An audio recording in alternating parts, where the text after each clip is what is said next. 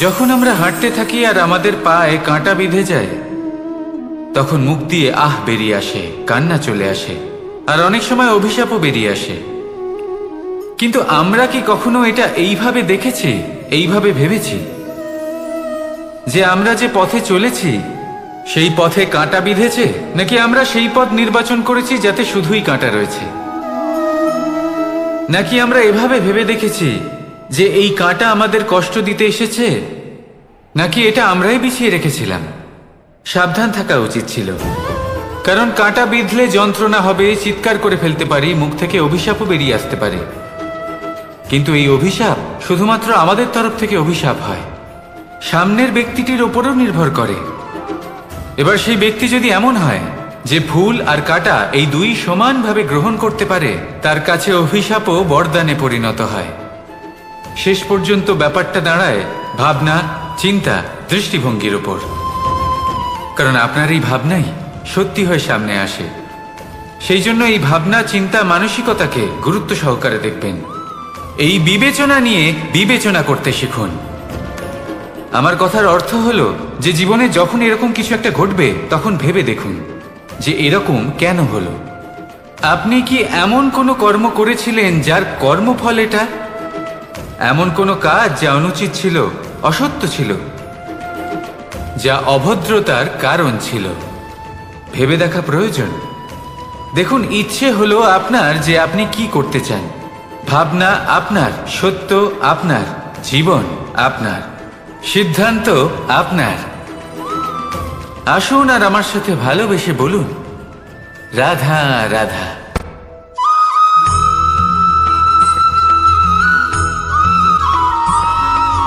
ভগবান প্রত্যেক কঠিন পরিস্থিতিতে এই নামই আছে যা আমাদের উপায় দিয়ে থাকে।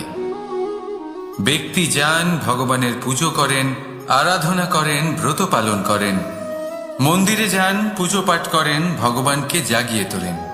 আর তারপর শুরু হয় সমস্ত প্রশ্ন। হে ভগবান, আমার সাথে এরকম কেন হচ্ছে? কেন আমারই জীবনে এত দুঃখ আছে? আমি কিভাবে এর সম্মুখীন হব? আমাকে কেন এত কষ্ট ভোগ করতে হচ্ছে? হে ভগবান, আমি কি করব? আমাকে সাহায্য করুন, কোনো রাস্তা দেখান।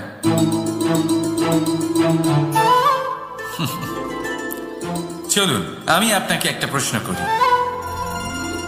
মন্দিরে যাওয়ার চেষ্টা করার আগে আপনি কি জীবনে ততটা চেষ্টা করেছেন যতটা সেই সমস্যাকে দূর করার জন্য দরকার ছিল?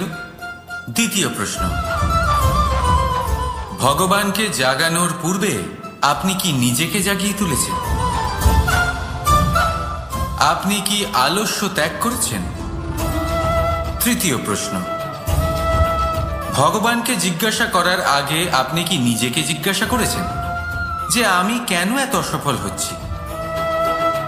যদি না করে থাকেন তাহলে সবার আগে এটা করুন। আপনি সমস্ত প্রশ্নের উত্তর পাবেন, সমস্ত বিপদের পরিত্রাণ পাবেন।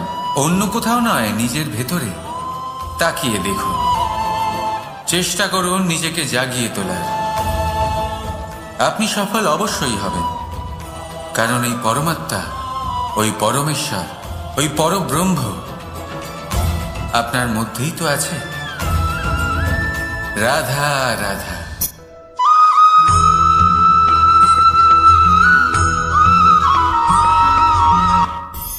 দৃষ্টি আর দৃষ্টিভঙ্গি, এই সমগ্র লীলা হলো এই দুইয়ের।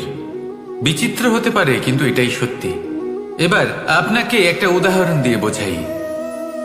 অনেক সময় আপনি কোনো ব্যক্তিকে এটা বলতে শুনবেন যে আমি আমার নিজের উপরে গর্ব করি, আমি নিজেকে নিয়ে গর্ব করি, আমি খুব ভালোভাবে আমার মা বাবার সেবা করি, ওনাদের আমি সবসময় সুখী রাখি, ওনাদের আমি একটা বাড়ি দিয়েছি, সকল সুখ সুবিধা দিয়েছি, ওনাদের জীবনে প্রত্যেক জিনিস দিয়েছি আর দেব যা তাদের প্রয়োজন।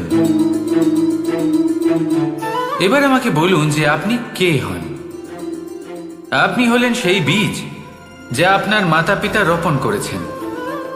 আপনার মা বাবাই আপনাকে এই সংসারে জন্ম দিয়েছেন। এবার এইসব কথার কি তাৎপর্য? এই হলো সেই ব্যক্তির দৃষ্টিভঙ্গি।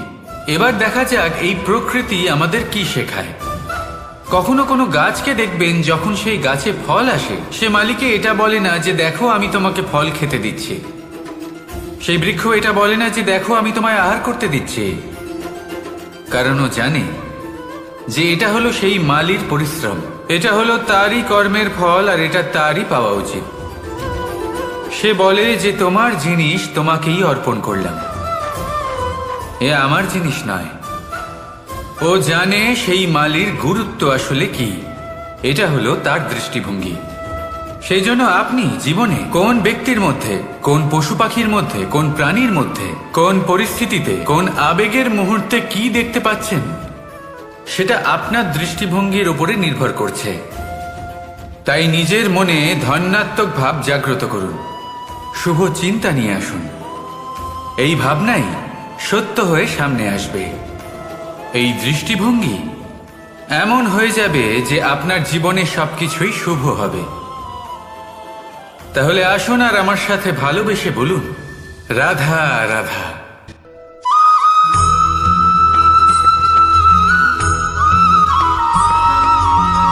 নাম। জন্মগ্রহণের পর মানুষের জন্য এই নাম অত্যন্ত গুরুত্বপূর্ণ হয়। মাতা, পিতা, পুরোহিত সকলেই সেই অক্ষর খুঁজতে শুরু করেন যা দিয়ে আপনার নাম শুরু হবে। কিন্তু নাম আর রাশি এক হয়ে গেলেই কি সব কিছু ঠিক হয়ে যায়? কখনোই নয়, কারণ আপনার কর্মই হলো সব থেকে গুরুত্বপূর্ণ, আর কিছুই নয়। দেখুন, এই নিয়তিও আপনার কর্ম অনুযায়ী আপনার ভবিষ্যৎ সুনিশ্চিত করে। যদি আপনাকে উদাহরণ দিই, তাহলে ভাবুন, একদিকে ছিলেন রাম আর অন্যদিকে রাবণ। দুজনেরই নাম শুরু হয় র দিয়ে, কিন্তু একজন পেলেন এক ভয়ানক পরিণতি, আর অন্যজন সমগ্র সংসারের মনে চিরস্মরণীয় হলেন। তাহলে মনে রাখবেন, নাম নয়, কর্মই হলো শ্রেষ্ঠ। আর যদি তা শ্রেষ্ঠ হয়, তাহলে আপনার নাম এমন স্থানে পৌঁছবে যা সংসারের কেউ মুছে ফেলতে পারবে না। তাহলে আসুন আমার সাথে ভালোবেসে বলুন, রাধা রাধা।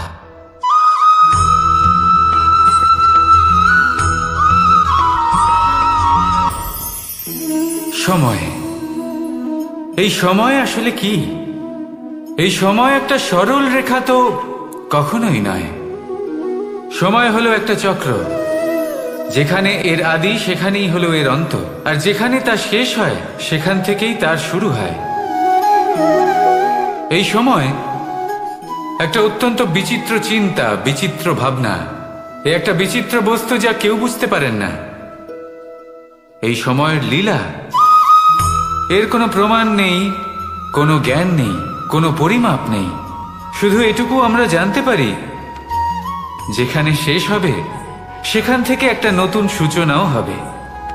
যা আজ আপনার কাছে আছে, কাল অন্য কারোর কাছে যাবে, তারপরে তার কাছ থেকেও অন্য কারোর কাছে যাবে, তারপরে তার থেকেও ছিনিয়ে নেওয়া হবে। এই নিয়তির একজনের কাছ থেকে অন্যজনের কাছে আদান প্রদানের এই সময় হলো আপনার সময়। এই সময়ের সদ্ব্যবহার করুন, এই সময়কে বাঁচুন।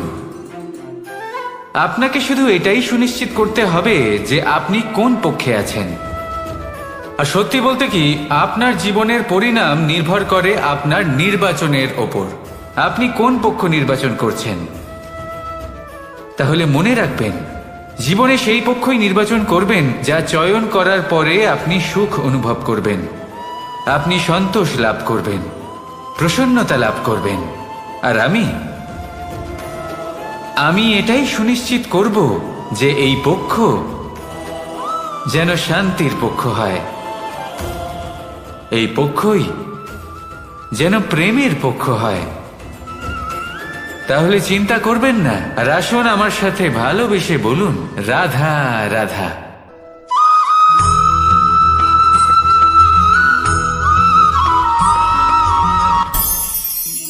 অনেক সময় যখন আমরা কর্ম করি, সাফল্য লাভ করি, কঠিন পরীক্ষায় উত্তীর্ণ হই, বড় কাজ করি, আমাদের মনে হয় এই সংসার আমাদের একটু প্রশংসা করুক, ভালো লাগে।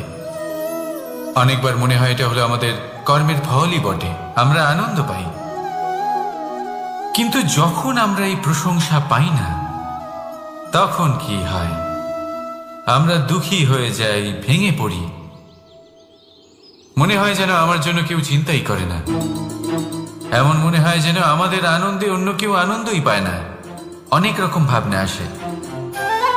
কিন্তু আমি আপনাকে একটা প্রশ্ন করতে চাই, আপনি যে কাজই করেন না কেন, যে কর্মই করেন না কেন, তা কি শুধুমাত্র প্রশংসার জন্য করেন? যদি এরকম হয়ে থাকে তাহলে সেই ভাবনা এক্ষুনি ত্যাগ করুন, কারণ এই প্রকৃতি আমাদের অন্য শিক্ষা দেয়।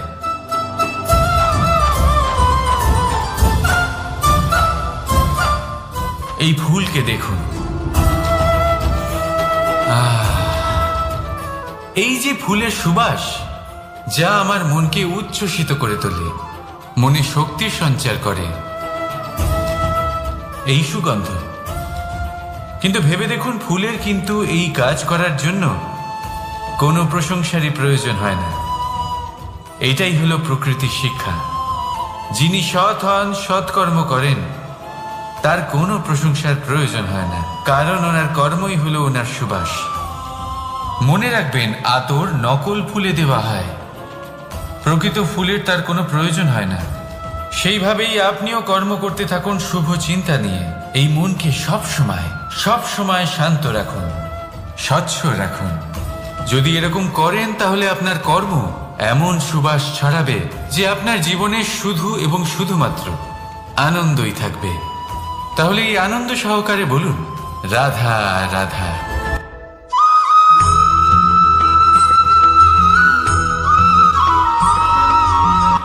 কর্ম এবং ফল দেখতে গেলে এই সমস্ত ব্রহ্মাণ্ড এই দুইয়ের মাঝেই স্থির হয়ে আছে। মানুষজন কর্ম করেন ভালো ফল লাভের আশায়, আর ভালো ফল লাভের আশায় উনি এটাই ভুলে যান যে উনি যে কর্ম করছেন তা কি করছেন। আমি বলেছিলাম কর্ম করুন ফলের চিন্তা না করে, কিন্তু কি কর্ম করছেন সেই বিষয়ে ভাবাটাও অত্যন্ত আবশ্যক। নয়তো অনেক সময় আমরা এমন কর্ম করে ফেলি যা না চাইতেও বিষে পরিণত হয়, যা হয়েছে দুঃশাসনের সাথে, দুর্যোধনের সাথে, গুরু দ্রোণের সাথে। একজনের মানসিকতা উচিত ছিল না, একজনের বিবেক উচিত ছিল না, আরেকজন যে পক্ষ নির্বাচন করেছিলেন সেই পক্ষ উচিত ছিল না। আর যা কিছু ওনাদের সাথে হলো, আপনার আমাদের সকলের সাথে তা হতে পারে। আমি বলেছিলাম কর্ম করুন, ফলের চিন্তা করবেন না, কিন্তু এই কর্মের বিষয়ে বিচার করে দেখাটাও ততটাই আবশ্যক। দেখুন, কর্ম করার উচিত প্রক্রিয়া ফলের চিন্তা না করা, কিন্তু যদি আপনার কর্ম শুভ হয় তাহলে তার ফলও নিয়তি আপনাকেই দেবে। সর্বদা কর্ম করার সময় এটা ভাবুন যে আপনার এই কর্ম এই সংসারকে, এই সমাজকে, আপনার পরিবারকে, আপনার আশেপাশের মানুষজনকে কোন দিশায় নিয়ে যাবে। যদি এটা সবার জন্য মঙ্গলময় হয় তাহলে কর্ম করতে থাকুন। আর হ্যাঁ, নিশ্চিত রূপে ফলের চিন্তা করবেন না। আসুন আমার সাথে ভালোবেসে বলুন, রাধা রাধা।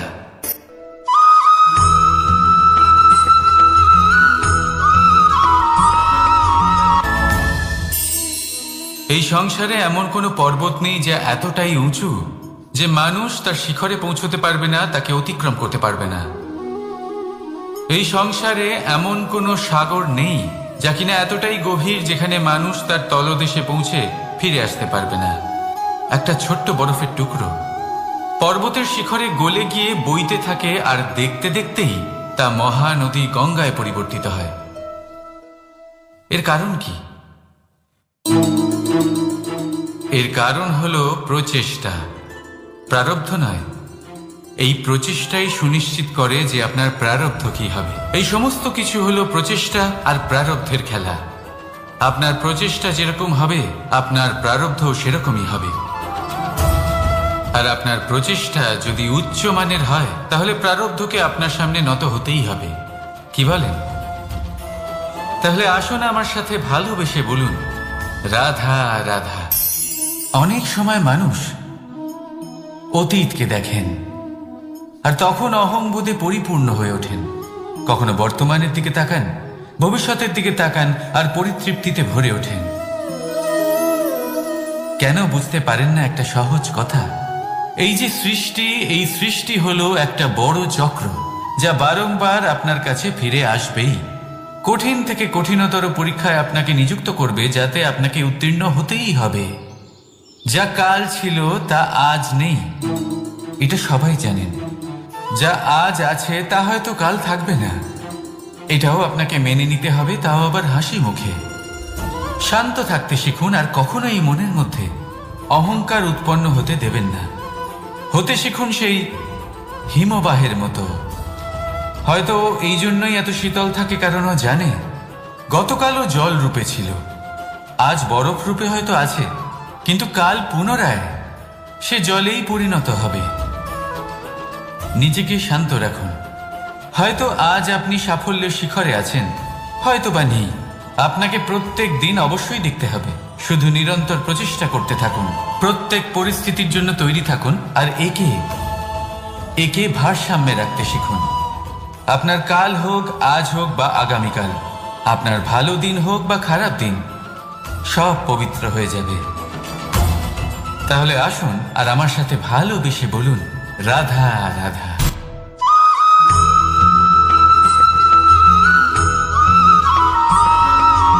প্রতিশোধ অথবা কাউকে দুঃখ দেওয়ার ভাবনা, যদি এটা আপনার মনে থাকে, তাহলে আপনি নিজের মনেই যন্ত্রণার একটা বিশাল বৃক্ষ রোপণ করছেন, এটা মনে রাখবেন। কারণ কাউকে দুঃখ দেবার এই ভাবনা, এটা হলো সেই বীজ যা আপনার মনেই পতিত হবে, আপনার মনেই অঙ্কুরিত হবে, আর আপনার মনেই একটা বিশাল বৃক্ষরূপে বেড়ে উঠবে। জীবন আপনার, কর্ম আপনার, কাউকে দুঃখ দেবার ভাবনা আপনার ছিল, এই বৃক্ষ হলো আপনার, তাই এর ফলও আপনিই পাবেন, যা গ্রহণও আপনাকেই করতে হবে। মনে রাখবেন, যে মানুষ এটা ভাবে যে আমি ওকে দুঃখ দেব, ওকে কষ্ট দিতে চাই আমি, সেই মানুষই দুঃখ আর কষ্ট পেয়ে থাকে। যদি সেই জায়গায় আপনি এটা ভাবেন যে আমি কাউকে সুখী করে তুলতে চাই, কাউকে সুখ প্রদান করতে চাই, তাহলে তারও বীজ আপনার মনেই রোপণ হবে, বৃক্ষে পরিণত হবে, যার ফলও আপনিই পাবেন। এখানে বিষয়টা হলো শুধু মানসিকতার চিন্তা, যা সত্য হয়ে আপনার সামনে আসে। তাহলে এই মানসিকতা শুভ করুন, সবার জন্য মঙ্গল কামনা করুন। অন্যের মনে আপনার জন্য ভালো চিন্তা থাকুক বা না থাকুক, আপনি সবার জন্য শুভ চিন্তা করে কর্ম করতে থাকুন, তাহলে আপনার সাথেও ভালোই হবে। তাহলে আসুন আর আমার সাথে ভালোবেসে বলুন, রাধা রাধা।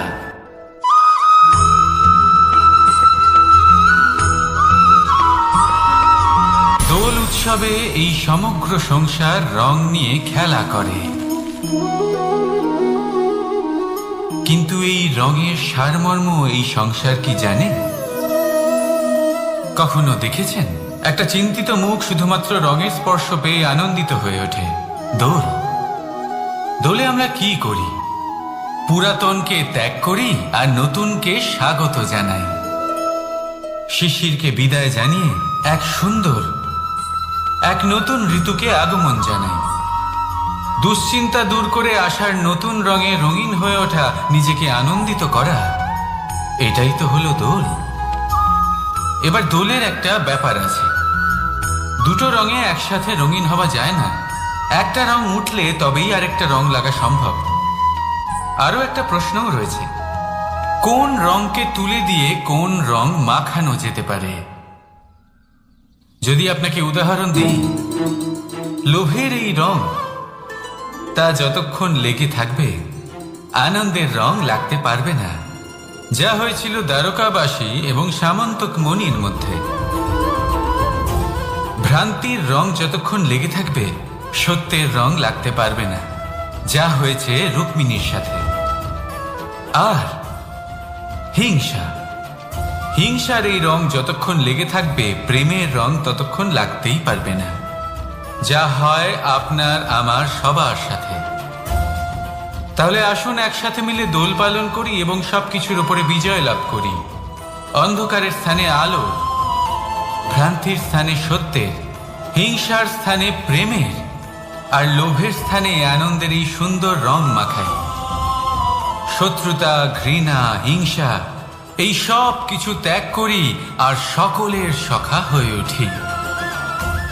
আর ভালোবেসে বলি শুভ দোল।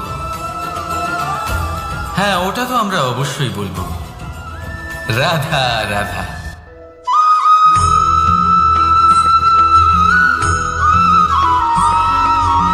কখনো কখনো মানুষ মনে করেন যে সে নিজেই সব থেকে বেশি শক্তিশালী, তিনি হলেন জ্ঞানী।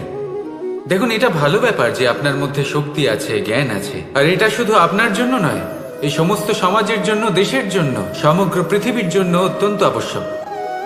কিন্তু এই কথাটাও বোঝা অত্যন্ত আবশ্যক যে এই জ্ঞান যেন কখনো অহংকার না হয়ে ওঠে।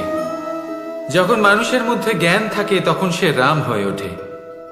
রাম, যিনি সমুদ্রের বুকে সেতু বানিয়েছিলেন, বানর সেনার দ্বারা রাক্ষস রাজকে পরাজিত করেছিলেন, আর চিরকালের জন্য সবার কাছে আদর্শ হয়ে উঠেছিলেন।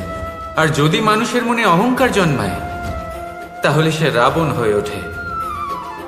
দেশে বিদেশে যতই খ্যাতি থাকুক না কেন, সে রাক্ষস হয়ে ওঠে, নিজের সাথে সাথে সমস্ত কুলের বিনাশ করে বসে।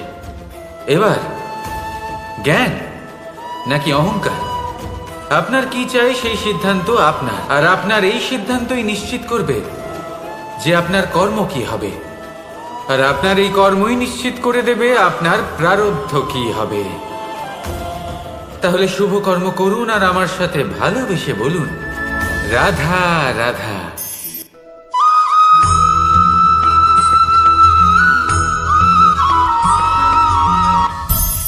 সংসারে অনেক সময় এরকম হয় যে আমরা খুব সমস্যায় থাকি, খুব বিপদের মধ্যে থাকি, আর সেই সমস্ত মানুষ যারা আমাদের কাছের মানুষ, আমাদের আপনজন, তারা আমাদের ত্যাগ করে চলে যান।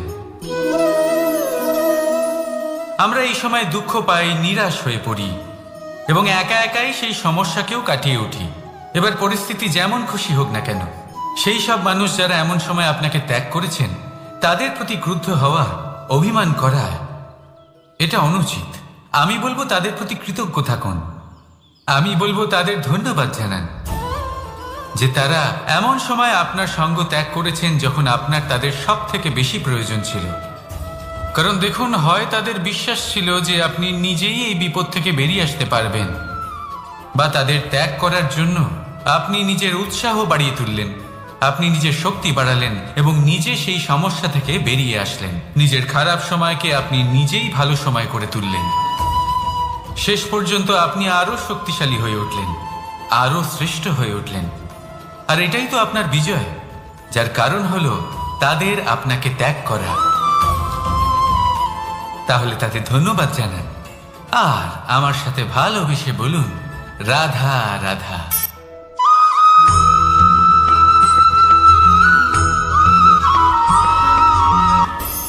সুখ আর অভিজ্ঞতা, এই দুই জীবনে একসাথে কখনোই আসে না। মনে রাখবেন, যেখানে সুখ থাকে সেখানে অভিজ্ঞতা থাকে না। আর যখন এই সুখ আমাদের জীবন থেকে দূরে চলে যায়, তখন আমাদের জীবনে আসে এই অভিজ্ঞতা। পরমাত্মা, প্রকৃতি, নিয়তি এই অভিজ্ঞতাকে আমাদের জীবনে পাঠান যাতে আমরা একটা অত্যন্ত গুরুত্বপূর্ণ শিক্ষা, একটা জ্ঞান প্রাপ্ত করতে পারি। এই অভিজ্ঞতা আমাদের শেখায় যে অতীতে এমন কি হয়েছিল যা আমাদের করা উচিত হয়নি। আমাদের শেখায় ভবিষ্যতে এমন কি আছে যা আমাদের করা উচিত আর কি করা উচিত নয়। দেখতে গেলে এই অভিজ্ঞতা আমাদের সেই শিক্ষা দেয় যার জন্য আমরা সুখের দিকে উচিতভাবে অগ্রসর হতে পারি। সেই জন্য জীবনে যখনই দুঃখ আসবে, দুঃখের এই সময় আসবে, তখন হতাশ হবেন না। বোঝার চেষ্টা করুন এই পরিস্থিতি কেন এসেছে, কি শিক্ষা দিতে এসেছে। যদি আপনি সেই জ্ঞান লাভ করেন, সুখের পথে অগ্রসর হন, তাও উচিত রূপে, তাহলে এই অভিজ্ঞতার উদ্দেশ্য পূরণ হয়ে যায়। তাহলে আসুন আর আমার সাথে ভালোবেসে বলুন, রাধা রাধা।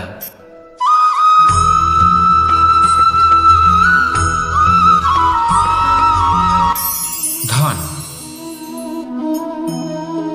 ধন হলো কারোর জন্য মোহ, আবার কারোর জন্য মায়া। কারোর জন্য হয়তো ভাগ্য, আবার কারোর জন্য কর্মের পারিশ্রমিক। দেখতে গেলে এই ধন হয়তো সবার জন্যই অত্যন্ত প্রয়োজনীয় হয়ে থাকে। সেই জন্যই তো মানুষ নিজের সমস্ত জীবন অতিবাহিত করেন এই ধন অর্জন করার জন্য। অনেক মানুষ এমনও হয় যাদের সমস্ত জীবন এই ধন অর্জন করতেই কেটে যায়। প্রত্যেক মানুষই চেষ্টা করেন যেন তিনি ধনী হন, যত সম্ভব বেশি ধন অর্জন করতে পারেন, সম্পন্ন থাকতে পারেন। আর তা হবে নাই বা কেন? কারণ এটাই হলো এমন এক বস্তু যা আদান প্রদান এমন নানান কাজে আসে। চেষ্টা তো সব মানুষই করেন, ধন অর্জন সব মানুষ করতে পারেন না।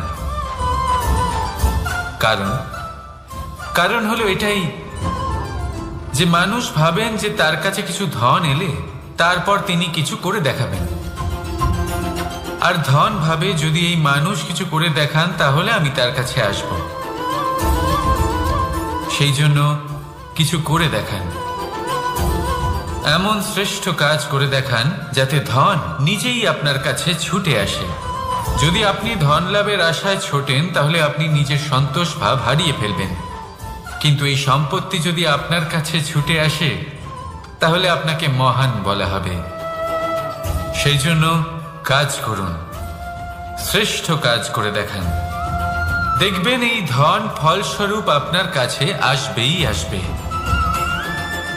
তাহলে আসুন আমার সাথে ভালোবেসে বলুন, রাধা রাধা।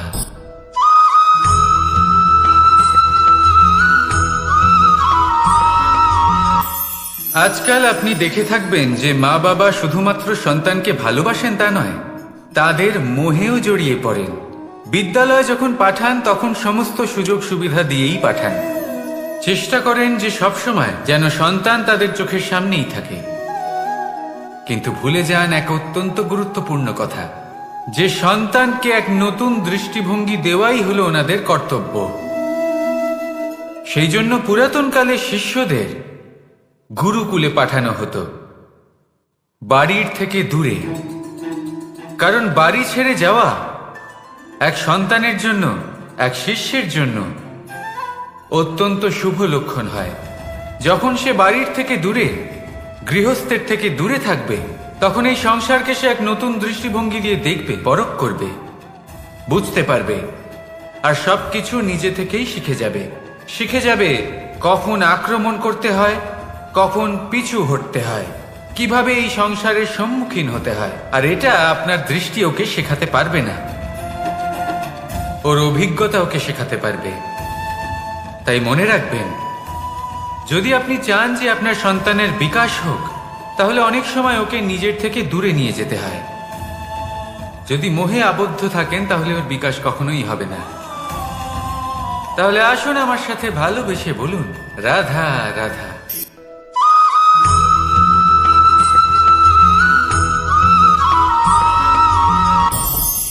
আমাদের মনে সবসময় একটা প্রশ্ন এসেই থাকে, এই জীবন যা কিনা ঈশ্বর আমাদের দিয়েছেন, একটা জীবন। ঈশ্বর এক আত্মা দিয়েছেন পৃথিবীতে বাঁচার জন্য। যতদূর আমরা জানি আমাদের কাছে একটাই জীবন রয়েছে। আমরা ভাবি এই জীবন গুছিয়ে কিভাবে রাখা যায়। প্রত্যেক মানুষ ভাবেন যে আমি কি করি যাতে এই জীবনকে গুছিয়ে রাখা যায়, কিরকম কর্ম করব, কিরকম পুণ্য করব, কি ধরনের শাস্ত্র পড়ব যাতে আমি সেই জ্ঞান অর্জন করি যাতে জীবনটা সুন্দর করে তুলতে পারি। আমাদের সমগ্র জীবন কেটে যায় এই প্রশ্নের উত্তর খুঁজতে, সেই শাস্ত্র অধ্যয়ন করতে। এমন অনেক মানুষ তাও বুঝতে পারেন না। আসুন আজ আমি আপনাকে একটা সহজ কথা বলি, যার দ্বারা আপনি নিজের জীবন সুন্দর করবেন। জীবন, জিহ্বা, এদের দুজনেরই হলো একটাই রাশি। জিহ্বা অর্থাৎ আপনার কথা, এই কথাকে সংযত রাখুন, একে সুন্দর করে তুলুন, মধুর কথা বলুন, যতটা সম্ভব একে নিয়ন্ত্রণে রাখুন, আপনার জীবন সুন্দর হয়ে উঠবে। কারণ এই শব্দ হয় অত্যন্ত শক্তিশালী। এটা হলো এমন এক বন্ধন যা আপনার সামনের মানুষকে আপনার ব্যক্তিত্বের সাথে জুড়ে দিতে পারে। তাই এই শব্দ সংযত রাখুন, একে সুন্দর করে তুলুন। আপনার জীবন আপনা থেকেই সুন্দর হয়ে উঠবে। আর আসুন, এই মধুর সুন্দর অনুভূতি দিয়ে বলুন, রাধা রাধা।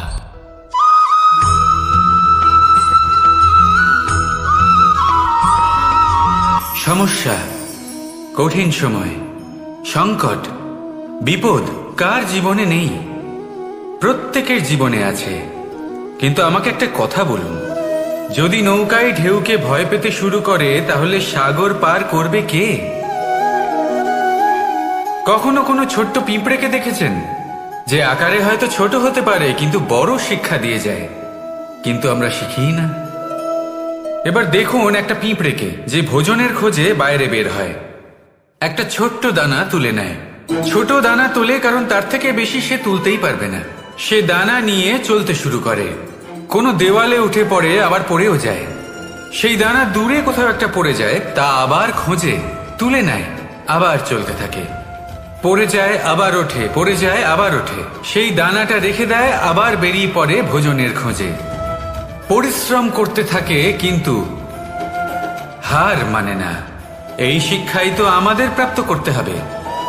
নিরন্তর পরিশ্রম আর নির্ভীক হয়ে কর্ম করে যেতে হবে। এটাই হলো সাফল্যের মাধ্যম, এটাই হলো জয়ের মন্ত্র, অচ্যুত অজয় অস্ত্র। তাহলে আসুন আর আমার সাথে ভালোবেসে বলুন, রাধা রাধা।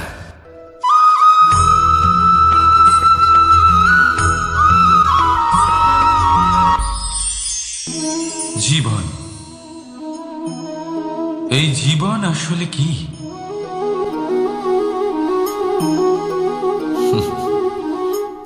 এই প্রশ্ন সবার মনেই এসে থাকে। সবার মন এই প্রশ্নের জন্যই চিন্তিত থাকে। এই জীবন আসলে কি? এর উদ্দেশ্য আসলে কি?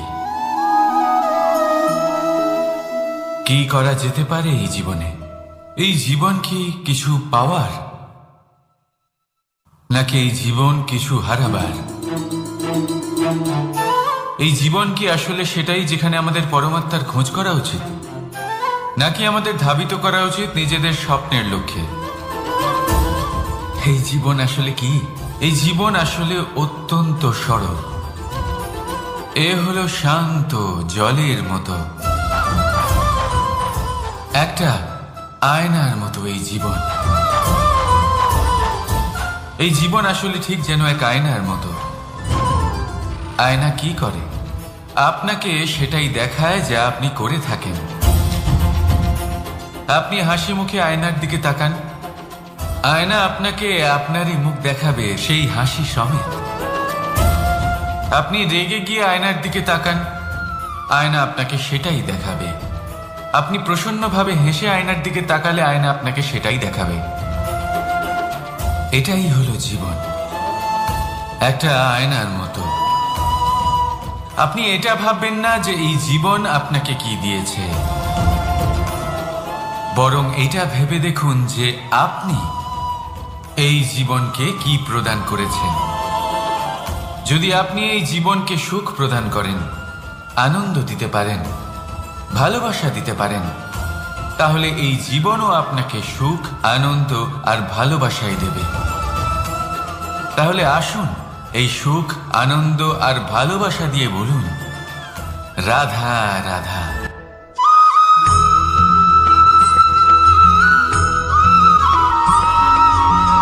পরিবর্তন এই সংসারের শাশ্বত নিয়ম। কোনো রাজা নেই যিনি চিরকাল রাজা থাকেন, কোনো ধনী ব্যক্তি নেই যিনি চিরকাল ধনী থাকবেন। এই সংসারে সূর্যের স্থান নেওয়ার জন্য চন্দ্রিমার আগমন ঘটে। কোন স্থান যাকে পতিত বলা হয়েছিল সেখানে মহল তৈরি হয়েছে। কোন স্থান যাকে আজ মলিন বলা হয়েছে কাল সেখানে মন্দিরও স্থাপন হতে পারে। কোনো ঋতু চিরকালের জন্য থাকে না, কখনো সময় চিরকাল একরকম থাকে না। আজ যা আপনার কাছে রয়েছে কাল অন্য কারোর ছিল, আজ যে আপনার কাছে রয়েছে কাল তা অন্য কারোর কাছে চলে যাবে। আপনার সাথে কিছু থাকলে তা হলো আপনার কর্ম, কিন্তু সেই কর্মের পরিণামও আপনার নয়। আপনি শুধু কর্ম করুন, বাকি সবকিছুই পরিবর্তনশীল। কিন্তু সেই পরিবর্তনকে দেখে ভয় পাওয়ার প্রয়োজন নেই, তাকে স্বাগত জানান। যদি আপনি হাসি মুখে সেই পরিবর্তনকে স্বাগত জানান, তাহলে এই পরিবর্তনও হাসি মুখে আপনার সাথে থাকবে। আসুন আমার সাথে ভালোবেসে বলুন, রাধা রাধা।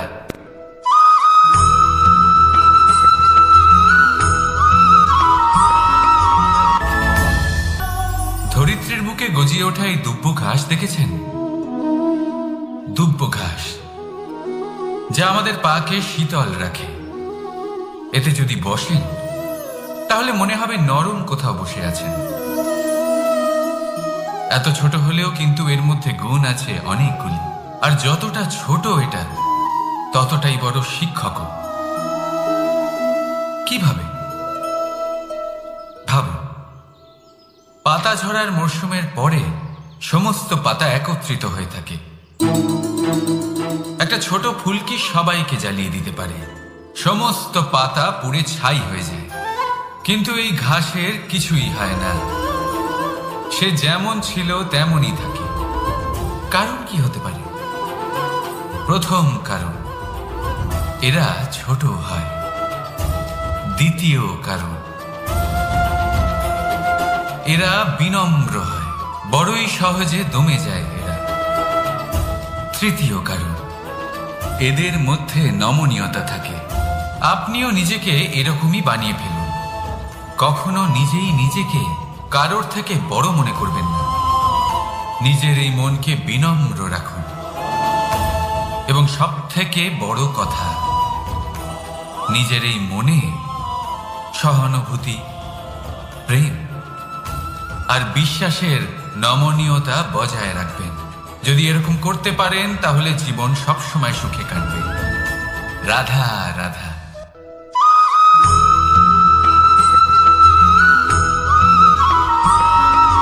সদিচ্ছা, দেখতে গেলে 3 অক্ষরে তৈরি এই শব্দ, কিন্তু সমস্ত ত্রিলোক তার উপরেই আধারিত।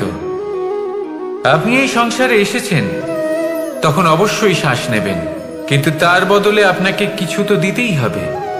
আপনার উপর নির্ভর করছে আপনি কি দেবেন। কি দেবেন এই সংসারকে, এই সমাজকে, নিজের পরিবারকে, আর তার বদলে কি নেবেন? যশ নাকি অপযশ?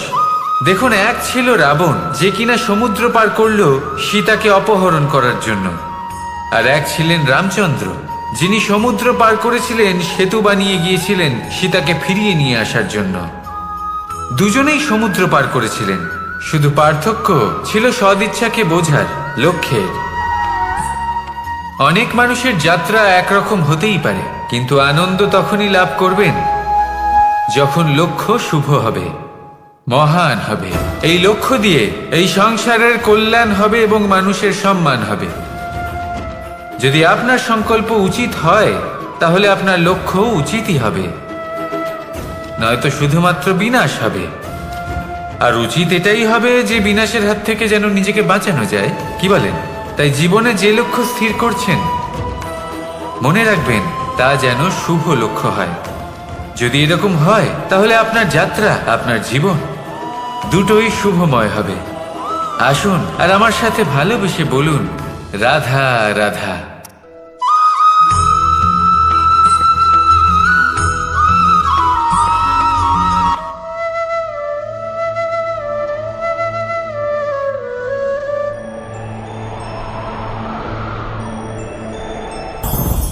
লোভ আপনার অন্তরের আরো একটা শত্রু। দেখতে গেলে এটা একটা শব্দ, একটা সংস্কৃত শব্দ, লব ধাতু থেকে উৎপন্ন হয়েছে। এর অর্থ কিছু লাভ করা। কিছু লাভ করা অনুচিত নয়, আরো কিছু লাভ করাও অনুচিত নয়, কিন্তু সব থেকে বেশি আমিই লাভ করব, আমি আরো চাই, আরো বেশি চাই, আরো বেশি পেতে চাই, এটাই হলো লোভ। আর এই লোভ যখন গ্রাস করে তখন আপনি যা পেতে চান, সে ধনই হোক বা মানই হোক, তা অর্জন করার জন্য মানুষ যে কোনো স্তরে পৌঁছে যেতে পারে। যদি মানুষ ধন অর্জন করতে চান তাহলে তার জন্য তারা অধর্মের পথেও চলতে পারেন। যদি সম্মান অর্জন করতে চান তাহলে অন্য মানুষকে ছোটও করতে পারেন।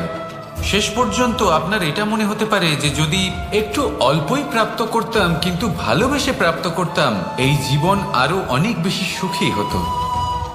লোভ আপনার জীবনে, আপনার মনে কখন যে প্রবেশ করবে সেটা আপনি জানতেও পারবেন না। তাই এটা চিনতে শিখুন আর তৎক্ষণাৎ জীবন থেকে বাইরে ফেলে দিন। যা কিছু লাভ করতে চান তা ভালোবেসে লাভ করুন, আর সেই ভালোবাসার সাথেই বলুন রাধা রাধা।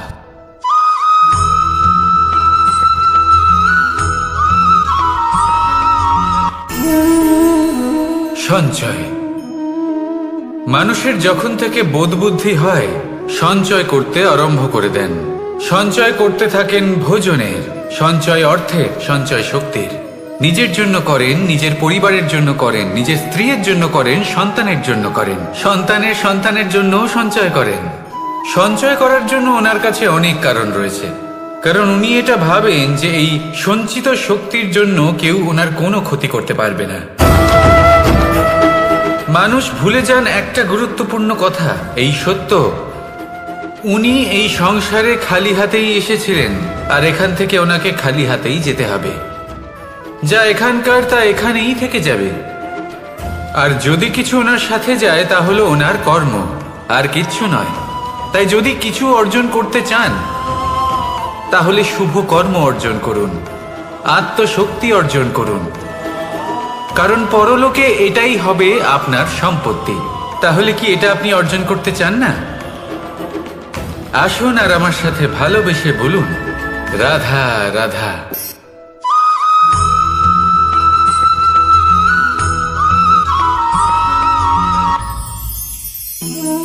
জীবনে ক্ষমা চাওয়া তাও কিছুটা সহজ, ক্ষমা করতে পারা অত্যন্ত কঠিন। ক্ষমা দুই অক্ষরের এই শব্দ হতে পারে, কিন্তু অত্যন্ত বড় এই শব্দ, অত্যন্ত গুরুত্বপূর্ণ এই শব্দ। কখনো কখনো অন্য কাউকে ক্ষমা করে দেওয়া তাও কিছুটা সহজ কাজ, কিন্তু নিজেকে ক্ষমা করতে পারা অত্যন্ত কঠিন হয়ে দাঁড়ায়। অতীতে যদি আমাদের এমন কোনো ভুল হয় যে কারণে আমরা নিজেকে ক্ষমা করতে পারি না, অনেক সময় এমন কিছু ভুল করে বসি যে বিষয় শুধু আমরাই জানি, কিন্তু আমরা নিজেকে ক্ষমাই করতে পারি না, আর আমাদের বিকাশ সেখানে স্তব্ধ হয়ে যায়। কারণ যদি আপনি ক্ষমা করতে না শেখেন, নিজেকে ক্ষমা যদি না করতে পারেন, তাহলে তা আপনার জীবনের সব থেকে বড় বাধা হয়ে দাঁড়াবে। সেই জন্য জীবনে অবশ্যই শিখুন যে কিভাবে নিজেকে ক্ষমা করতে হয়, আর শিখুন যে আগের করা ভুল আবার কি করে না করা যেতে পারে। এই মন হালকা হবে আর প্রসন্ন হয়ে বলবে রাধা রাধা।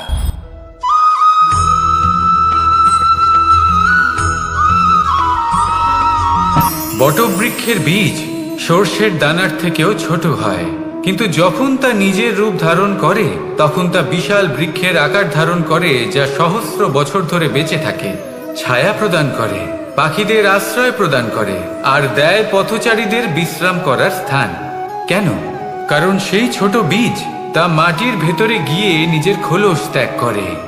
অন্ধকারে থাকে সে, যতই আলো আসুক না কেন, যতই বর্ষা আসুক না কেন, সব সহ্য করে। আর তারপরে একটা চারা গাছ অঙ্কুরিত হয়, তারপর ধীর গতিতে একটা বিশাল বৃক্ষতে পরিণত হয়। দেখুন, জীবনে কঠিন সময় আসে, এই জন্য নয় যে আপনি হার মেনে নেবেন, এই জন্য আসে যাতে আপনি ভবিষ্যৎ নির্মাণের জন্য নিজেকে তৈরি করতে পারেন। যদি কঠিন সময়ে আপনি ওই বীজের মতো দৃঢ় হয়ে থাকতে পারেন, তাহলে আপনিও একদিন সেই বিশাল বৃক্ষের মতো নিজের অস্তিত্ব গড়ে তুলতে পারবেন, যা সহস্র বছর পর্যন্ত মনে রাখা হবে।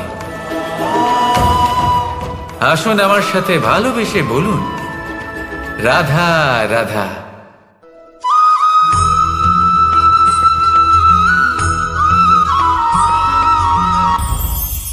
এই সংসারে যখনই কোনো সমস্যা আসে তখন আমরা আমাদের সব থেকে বড় সম্বলের কাছে আশ্রয় খুঁজি, তা হলো আমাদের বিশ্বাস। এবার প্রশ্ন হলো এটাই যে এই বিশ্বাস কার উপর করা যেতে পারে? পরিবারের ওপর, বন্ধুর ওপর, নাকি তাদের ওপর বিশ্বাস করা উচিত যাদেরকে আমরা কখনো সঙ্গ দিয়েছি? দেখুন, এই সংসারে বিপদের সম্মুখীন হলে কে আপনাকে সাহায্য করবে সেটা নির্বাচন করা আপনার হাতে নেই। সেটা সেই সকল ব্যক্তির উপর নির্ভরশীল যে তারা আপনাকে সাহায্য করবে নাকি করবে না। অর্থাৎ যখনই কোনো বিপদ আসে, সর্বপ্রথম তার সম্মুখীন আমাদের নিজেকেই হতে হয়, আর তার জন্য প্রস্তুত থাকা প্রয়োজনীয়। সেই শক্তি, সেই সাহস অর্জন করা প্রয়োজনীয়। দেখুন, যখনই অন্ধকার আসে তখন সবার আগে কে আপনাকে ত্যাগ করে চলে যায়? আপনার নিজেরই ছায়া। এই অন্ধকারের সম্মুখীন হতে হয় অন্তরের প্রদীপের দ্বারা, অন্তরের আত্মা দ্বারা। তবেই আপনি অন্ধকারের ওপর জয়লাভ করতে পারবেন। সেই জন্য যে বিপদই আসুক না কেন, নিজেকে তার জন্য প্রস্তুত রাখা উচিত। সেই সাহস নিয়ে আসুন। এমন কোনো বিপদ নেই যা আপনাকে ভেঙে দিতে পারে। আসুন আমার সাথে ভালোবেসে বলুন, রাধা রাধা।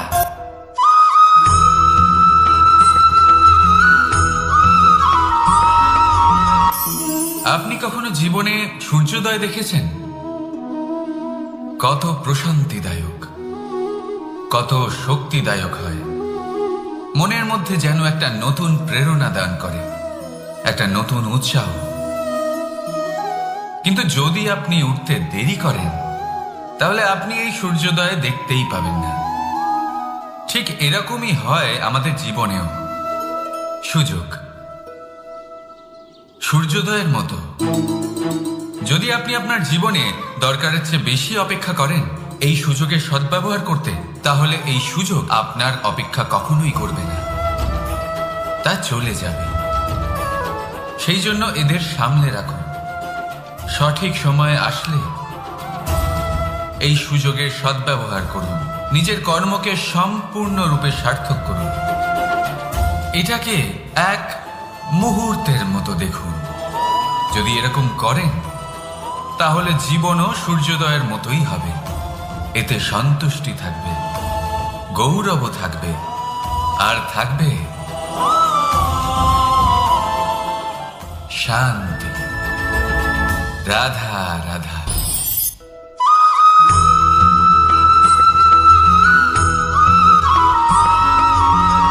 মানুষ সবসময় চায় যে তার জীবনে যেন কখনো কোনো সমস্যাই না আসে। সে চায় তার জীবন যেন শুধুমাত্র শান্তি এবং সুখের দ্বারা পূর্ণ থাকে।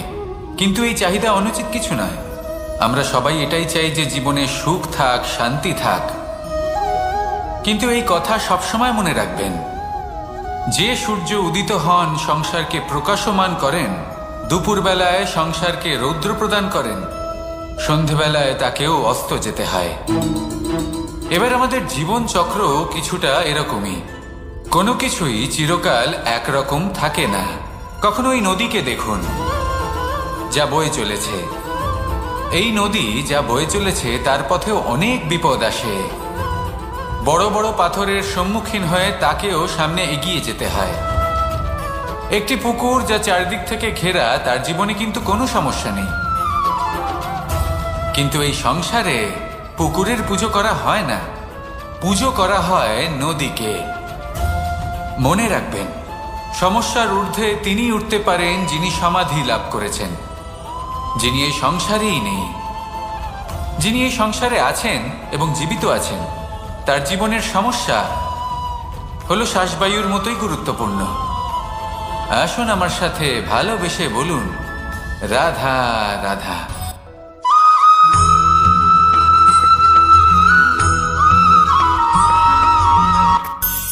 ধন, সম্পদ, ঐশ্বর্য, মানুষ হয় নিজের সৌভাগ্যের দ্বারা এগুলো লাভ করে থাকেন বা কর্মের দ্বারা।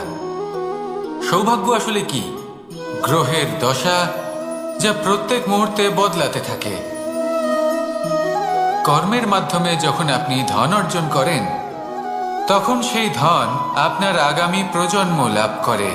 সেটা হয় সে ভোগ করে বা তার জন্য তার ভোগান্তি হয়। আর এটা নির্ভর করছে আপনার কর্মের ওপরে। কি কর্ম করেছেন আপনি সেই ধনকে লাভ করার জন্য। যদি আপনি সৎ পথে চলেন, নিষ্ঠা ভরে আপনি কর্ম করে থাকেন এবং তার ফলে আপনি ধন অর্জন করে থাকেন, তাহলে আপনার আগামী প্রজন্ম সেটা ভোগ করবে, সেটা প্রয়োগ করবে নিজের বিকাশের জন্য। কিন্তু যদি আপনি কুকর্ম করে থাকেন, কোনো রকম ছলনা করে থাকেন এই ধন লাভ করার জন্য, তাহলে 100% আপনার আগামী প্রজন্মকে এর জন্য ভুগতেই হবে। তাহলে আপনি কি চাইবেন, যে আপনার আগামী প্রজন্ম সুখ ভোগ করবে, নাকি আপনার কুকর্মের পরিণাম ভোগ করবে? নির্বাচন আপনারই। আসুন আমার সাথে ভালোবেসে বলুন, রাধা রাধা।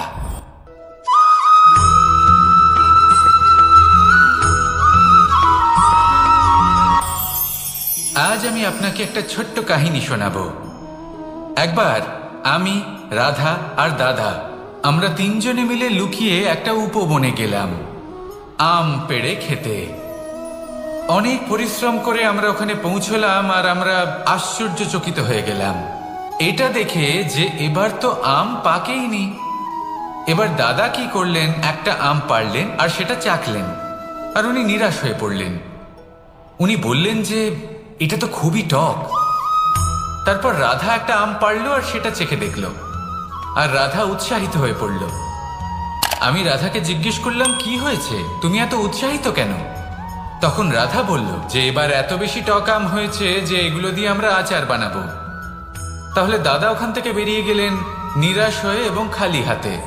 রাধাও ওখান থেকে বেরিয়ে গেল কিন্তু উৎসাহিত হয়ে, আর অনেকগুলো কাঁচা আম সাথে নিয়ে।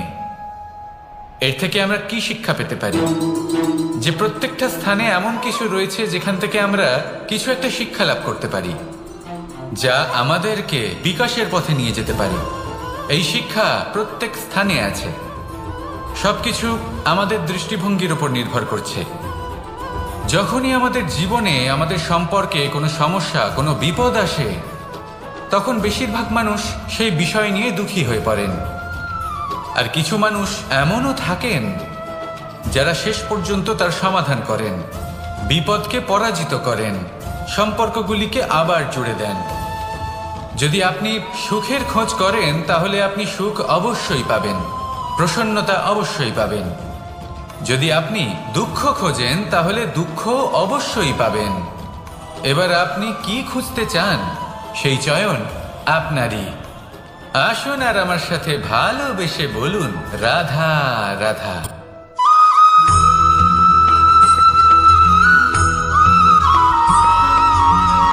আমার কাছে যশোদা মা যেমন, আমার কাছে দেবকী মা যেমন, আমার কাছে ঠিক তেমনই হলেন গোমাতা। এবার ভেবে দেখার বিষয় হলো এটা, যে এই সংসারে অসংখ্য প্রাণী আছে, একজন গাইকে একজন মায়ের মর্যাদা কেন দেওয়া হয়? তাহলে এর অনেকগুলো কারণ আছে। এই গাই অর্থাৎ গোমাতা, এনারা হলেন অত্যন্ত শান্ত, শান্তিপ্রিয়, কখনো কারোর কোনো ক্ষতি করতেই পারেন না। গোমাতা যে দুধ নিজের বাছুরকে পান করান সেই দুধই আমাদেরও দেন। সেই দুধ পান করে আমরা শক্তি লাভ করি। এই দুধ থেকে আমরা মাখন, ঘি, পায়েস, এইসব সুস্বাদু খাবার লাভ করি। গোমাতার গোবর আমাদের জ্বালানি হিসেবে সাহায্য করে, যার ফলে খুব কম সংখ্যক কাঠ ব্যবহার করা যায় এবং বেশিরভাগ জঙ্গল সুরক্ষিত থাকে। গোমাতার গোমূত্র, সেটাও আমাদের কাছে লাভজনক।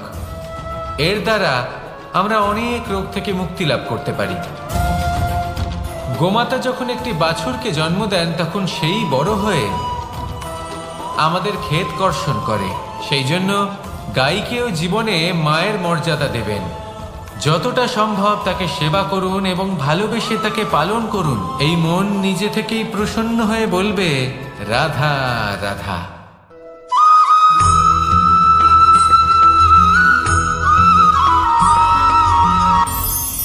কখনো কোনো প্রজাপতিকে উড়তে দেখেছেন? কি সুন্দর উড়ে বেড়ায় সে, এক ফুল থেকে অন্য ফুলে, এক পাতা থেকে অন্য পাতার উপর। কিন্তু সে কিভাবে উড়তে শেখে কখনো ভেবেছেন? জন্ম থেকেই কিন্তু প্রজাপতির ডানা থাকে না। ও কিন্তু ছোট্ট একটা ডিমের আকারে জন্ম লাভ করে। তারপর সেই ডিমটি ভেঙে একটি কীট বাইরে আসে। আস্তে আস্তে সে বড় হয়, ওর শক্তি বৃদ্ধি পায়। তারপর সে সেই কীট দশা ত্যাগ করে নিজের ডানাগুলি মেলে। এই প্রক্রিয়া তার কাছে সরল নয়, অত্যন্ত যন্ত্রণাদায়ক প্রক্রিয়া, কিন্তু সে সেই যন্ত্রণা মেনে নেয়। আর তারপর আস্তে আস্তে সে উড়তে শেখে। শুধুমাত্র আকাশে উড়ে বেড়ায় তা নয়, আমাদের মনের মাঝে উড়ে বেড়ায়। এবার এই ডিম থেকে প্রজাপতি হয়ে ওঠার যে যাত্রা, এটা যতটা কঠিন, ততটাই কঠিন হয় এই সংসারে শ্রেষ্ঠ কর্ম করা, ততটাই কঠিন হয় এই সংসারে মহান হয়ে ওঠা। সেই জন্য প্রয়োজনীয় প্রচেষ্টা এবং সময়। নিরন্তর প্রচেষ্টা করতে থাকুন, পর্যাপ্ত সময় নিন, এবং আপনি নিজেকে এই আকাশে উড়ন্ত অবস্থায় পাবেন। আসুন আমার সাথে ভালোবেসে বলুন, রাধা রাধা।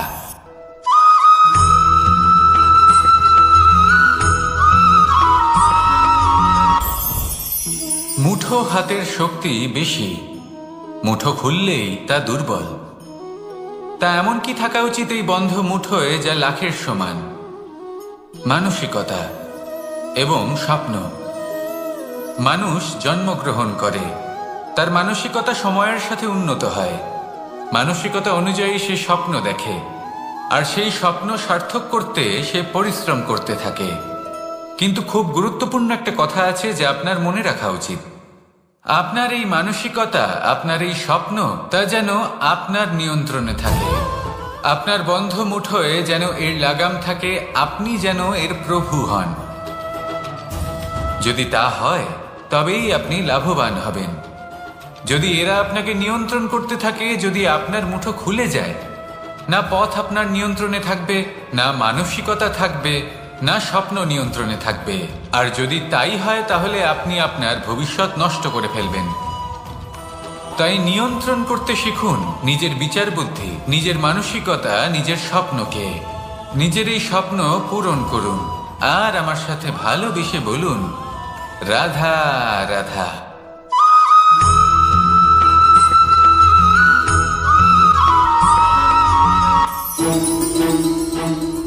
রাধা রাধা। আপনারা হয়তো ভাবছেন কি আশ্চর্য ব্যাপার, প্রত্যেকবার আমি কথা শেষ হওয়ার পরে রাধা রাধা বলি। এইবার আমি আগেই বলে দিলাম। কারণটা কি? কারণ হলো অত্যন্ত বিশেষ। প্রত্যেকবার কথা সমাপ্ত হবার পরে আপনাদের সবার মধ্যে ভালোবাসা বিতরণ করতে চাই, তাই রাধা রাধা বলি। কিন্তু এইবার এই নতুন এবং বিশেষ সূত্রপাতে প্রথমে প্রেম বিতরণ করা অত্যন্ত আবশ্যক।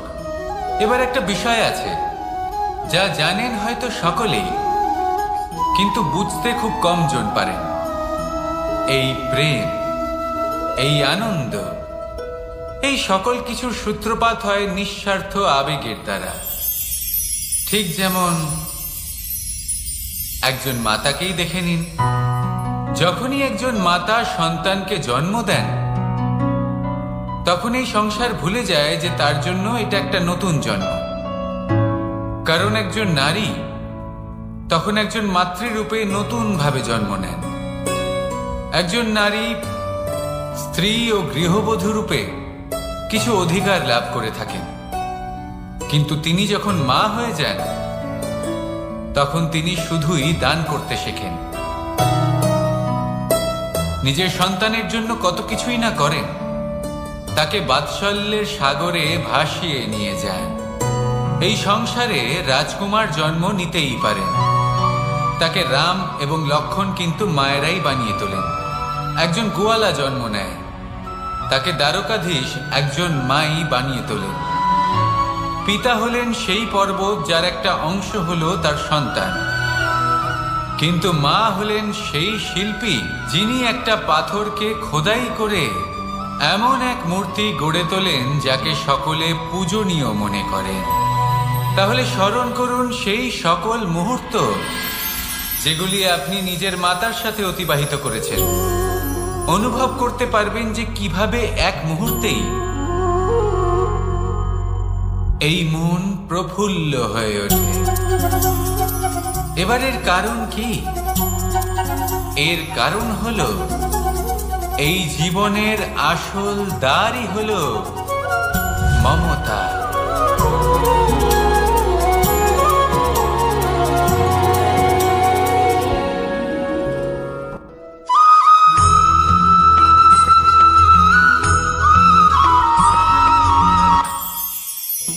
আমি রাধাকে ভালোবাসি, আর এই কথাটা সমগ্র সংসার জানে। আর সময় অন্তরে লীলার দ্বারা, বিভিন্ন ঘটনা দ্বারা, কর্মের দ্বারা আমি নিজের এই ভালোবাসা রাধার সামনে প্রকাশ করি। এবার আপনি বলবেন, এসবের কি প্রয়োজন? রাধা কি এই কথা জানে না যে কৃষ্ণ তাকে কতটা ভালোবাসে? অবশ্যই জানে, কিন্তু এই যে ভালোবাসা, তা মনে রেখে দেওয়ার জন্য নয়, তা প্রকাশ করার জন্য। আর বারংবার এই ভালোবাসাকে প্রকাশ করা উচিত, উচিত সময় এবং উচিত সুযোগ দেখে। কিরকম? এবার যদি আপনি প্রেমীর সাথে কোনো উৎসবে থাকেন, তাহলে তার সাথে নৃত্য সঙ্গীত করুন। যদি ভিড়ের মাঝে থাকেন, তখন প্রেমীকে সম্মান করুন, একান্তে প্রসাধন করুন। দুঃখের সময় তার হাত ধরে থাকুন, সুখের সময় আলিঙ্গন করে রাখুন। এই প্রেম যত প্রকাশ করবেন, ততই এই প্রেমের বৃদ্ধি হবে। এই প্রেম আরো বেশি গভীর হবে, অটুট হবে। তাই এই প্রেমকে মনে নয়, আপনার জীবনে স্থান দিন। মন খুলে প্রকাশ করুন, আর আমার সাথে ভালোবেসে বলুন, রাধা রাধা।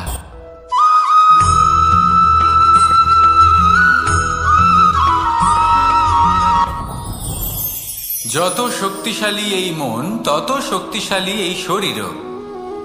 এই যে আমাদের শরীর, এটা আসলে কি? এ হলো একটা রথের মতো। আর একটা রথ ততক্ষণ চলতে পারবে না যতক্ষণ না তাকে কোনো সারথি চালাবে। এই মন হলো শরীরের সারথি। এবার ভাবুন, যদি এই সারথি শক্তিহীন হয়, দুর্বল হয়, তাহলে এই রথের কি হবে? এটা উচিত পথে চলতে পারবে না, উচিত গতিতে চলতে পারবে না, মন মতো স্থানে এটা পৌঁছতেও পারবে না। সেই জন্য মনের শক্তি অত্যন্ত প্রয়োজনীয়। এবার মনের শক্তি আমরা কোথা থেকে লাভ করি? দৃঢ়তার শক্তি থেকে। এবার এই শক্তি আমরা কিভাবে বাড়াতে পারি? আমরা প্রতিদিন কিছু নতুন স্থির করি, কিছু ছোট, কিছু বড়। আর যেই আমরা নতুন কিছু পূর্ণ করি, আমাদের মনের শক্তি বেড়ে যায়। আর যদি পূর্ণ না করতে পারি, মনের শক্তি কমে যায়। একটা দেওয়ালের মতো ছোট ছোট ছোট ছোট শিলা আমরা একটার পর একটা স্থাপন করে একটা দেওয়াল তৈরি করি। এতগুলো পাথর যখন একত্রিত হয়ে যায়, তখন এমন এক দেওয়াল তৈরি হয় যাকে ভাঙা প্রায় অসম্ভব হয়ে দাঁড়ায়। সেরকমই হয় মন এবং দৃঢ়তা। ছোট ছোট কাজ করে নিজের লক্ষ্য পূর্ণ করুন। এই লক্ষ্য যদি পূর্ণ হয়, তবে মনের শক্তি বাড়বে। কিছুটা এইভাবে যে যত বড়ই বিপদ আসুক না কেন, সেই বিপদ নিজে হার মেনে নেবে, কিন্তু আপনার মন ততটাই শক্তিশালী থাকবে। তাই মনের শক্তি বাড়াতে থাকুন, যাতে আপনি উচিত পথে চলতে পারেন, উচিত গতিতে চলেন, আর মনোবাঞ্ছিত স্থানে পৌঁছতে পারেন। তবেই এই মন প্রসন্ন হয়ে বলবে, রাধা রাধা।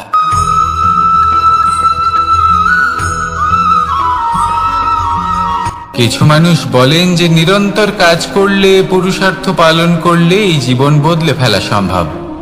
আজ আমি আপনাকে বোঝাবো যে এক মুহূর্ত, সময় আর সিদ্ধান্ত কতটা গুরুত্বপূর্ণ হয়। এক মুহূর্তই যথেষ্ট। একটা মুহূর্ত এত শক্তিশালী হতে পারে যে তা আপনার সমগ্র জীবন পাল্টে দিতে পারে। এমন এক সময় ছিল শ্রীরামের কাছে, যখন ওনাকে সিদ্ধান্ত নিতে হয় যে উনি নিজের পিতার আদেশ পালন করতে বনবাসে যাবেন নাকি যাবেন না। উনি সেই আদেশ পালন করেছিলেন। তারপর সময় অনুসারে উপযুক্ত সিদ্ধান্ত নিলেন। আর আজ সকলের মনে বসবাস করেন শ্রীরাম।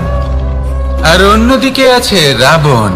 ওনার কাছে একটা সময় ছিল, একটা সুযোগ ছিল নিজের প্রারব্ধকে শুভ করে তোলার। উনি ভুল করলেন আর মৃত্যু লাভ করলেন। নির্বাচন সবসময় আপনার হাতে, শুধু আপনাকে সময়কে বুঝতে হবে, সেই মুহূর্তকে বুঝতে হবে আর উচিত সিদ্ধান্ত নিতে হবে, ব্যাস। বুঝতে শিখুন এই সময়ের দাবি কি, বুঝতে শিখুন এই সময়ের ইচ্ছে কি, আর উচিত সিদ্ধান্ত নিন। আর আমার সাথে ভালোবেসে বলুন, রাধা রাধা। জ্ঞান এবং অহংকার, এই দুইয়ের মধ্যে সম্পর্ক কোথায়? সম্পর্ক ঠিক সেরকম যেরকম হাত এবং কাঁকনের, যেমন চোখ এবং দৃষ্টির সম্পর্ক। এবার আপনি বলবেন, আমি কি বলছি? জ্ঞান এবং অহংকারের এমন সম্পর্ক কি করে হতে পারে? দেখুন, যে ব্যক্তি জ্ঞানী, যার কাছে জ্ঞান রয়েছে এবং তিনি জানেন যে তার কাছে জ্ঞান রয়েছে, তার মধ্যে নিজে থেকেই অহংবোধ জাগ্রত হয়। খুব কম সংখ্যক এমন জ্ঞানী ব্যক্তি আছেন যারা নিজেদের অহংকারের বিষয়ে আঁচ করতে পারেন। প্রকৃত জ্ঞানী হলেন তিনি, যিনি নিজের জ্ঞানের সদ্ব্যবহার করে অহংকারকে দূর করেন। উচিত সময় বুঝে যান, নিজের অন্তর যাচাই করে এই বিষয়টা দেখেন যে তার অন্তরে অহংবোধ জাগ্রত হচ্ছে এবং নিজেকে সেখানেই থামিয়ে দেন, যাতে অহংকারের পথে তিনি অগ্রসর না হয়ে যান। এই অহংকার কখন উচিত, কখন অনুচিত, কখন প্রয়োগ করা উচিত, উচিত নয়, কখন বাধা দেওয়া উচিত, এটা শেখা অত্যন্ত প্রয়োজনীয়। আর যদি এটা আপনি শিখতে পারেন, তাহলে আপনি একজন জ্ঞানীও হয়ে উঠবেন এবং সুখীও থাকবেন। তাই মনে রাখবেন, এই জ্ঞান নিয়ে কখনোই অহংকার করবেন না, বরং সবসময় নিজের অহংবোধের বিষয়ে প্রকৃত ধারণা রাখবেন। আসুন আমার সাথে ভালোবেসে বলুন, রাধা রাধা। আমাদের জীবনে 7 ধরনের সুখ আছে, আর সেগুলো লাভ করার জন্য আমরা অত্যন্ত প্রচেষ্টা করি। কিন্তু কোনো প্রচেষ্টা করার পূর্বে তা কিভাবে করব সেটা বোঝা খুব প্রয়োজন, আর সেখানেই আমরা ভুল করে থাকি। যে কাজটা আমাদের পরে করা উচিত, সেটাই আমরা আগে করে বসি। আপনাকে স্পষ্ট করে বোঝাই, প্রত্যেক সুখের সাথে 2টি ক্রিয়া জড়িত থাকে। এবার যখন আমরা ধনের কথা বলি, তখনও 2টি ক্রিয়া জুড়ে থাকে। প্রথম ক্রিয়া হলো ধন অর্জন করা, দ্বিতীয় ক্রিয়া হলো ধনের ব্যবহার করা। আর জীবনে ধনের ব্যবহার করার পূর্বে ধন কিভাবে অর্জন করতে হয় তা শেখা অত্যন্ত প্রয়োজনীয়। আমরা মন্দিরে যাই, ভগবানের আরাধনা করি, তার জন্য পুজো করি, ওনাকে প্রসন্ন করতে চাই, কিন্তু তার আগে ভগবানের ওপর আস্থা রাখা প্রয়োজনীয়।